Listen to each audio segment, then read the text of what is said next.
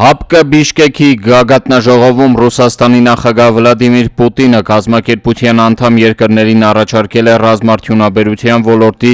խոր կոոպերացիա և ռուսական նորագույն սպառազինություններով միասնական ուժերի արմատական վերազինում։ Պուտինը հատկապես կարևորել է օդուժի և ՀՕՊ ու հակահրթիռային պաշտպանության համակարգի արդիականացումը։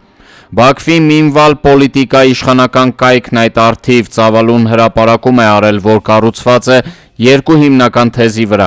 Խոսելով ՀԱՊԿ անդամ Ղազախստանի մասին, հեղինակը շատ թափանցիկ նկատել է, որ այդ երկրի ինքնիշխանությանը և տարածքային ամբողջականությանը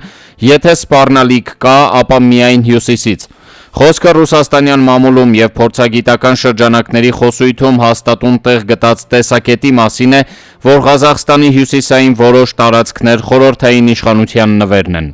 Ադրբեջանցի հեղինակի կարծիքով նման իրավիճակում Աստանան ինչու պիտի Ռուսաստանից սպառազինություններ գնի, մանավանդ որ Ղազախստանը հետաքրքրություն է ցուցաբերում թուրքական ռազմարդյունաբերության վերջին նվաճումների նկատմամբ։ Ինչ վերաբերում է Ղրղըզստանին և Տաջիկստանին, ապա Բաքվի փորձագետի գնահատմամբ նրանց ֆինանսական հնարավորությունները չափազանց սուղ են, որպեսզի մասշտաբային սպառազինություններ գնեն։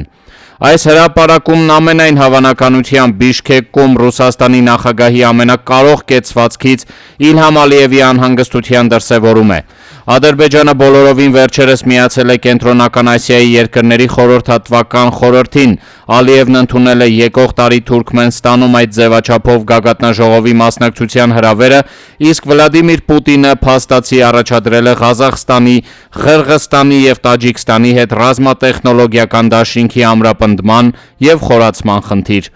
Եթե Աստանան, Բիշքեկը և Դուշանբեն այդ նվիրատվությունն ընդունեն, ապա Կենտրոնական Ասիա-Ադրբեջան ձևաչափը գործնականում չի կայանա։ Ավելին խնդիրներ կառաջանան տարածաշրջանի առանձին երկրների հետ Ադրբեջանի ռազմավարական գործընկերային հարաբերություններում։ Բիշքեկում Վլադիմիր Պուտինը հանդես է եկել ուկրաինական պատերազմը հաղթած առաջնորդի դիրքերից։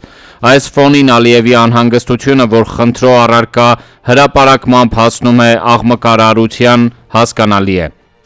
Կենտրոնական Ասիայի ռուսաստանյան վերաներկալումը ենթադրում է Ադրբեջանի միջազգային նշանակության կտրուկ նվազում քաղաքական հետևանքներով հանդերձ։ Ըստ երևույթին Թուրքիայի համար ոչ այնքան արդյունավետ է եղել Պուտին-Էրդողան վերջին հեռախոսազրույցը։ Ռուսաստանի և Ուկրաինայի ռազմավարական հետախուզության ղեկավարները բանակցությունների վայր են ընտրել Աբու Դաբին, իսկ դա նշանակում է, որ Ռուսաստանը Թուրքիային վստահելի միջնորդ չի համարում։ Կենտրոնական Ասիայում միասնական անվտանգային համակարգ ձևավորելու մասին Վլադիմիր Պուտինի հայտարարությունը խորքային առումով նաև թուրք-ադրբեջանական ռազմական համագործակցության դեմ է։ Իսկ դա չափազանց բարդ խաղ է, որպեսզի Իլհամ Ալիևը չանհանգստանա։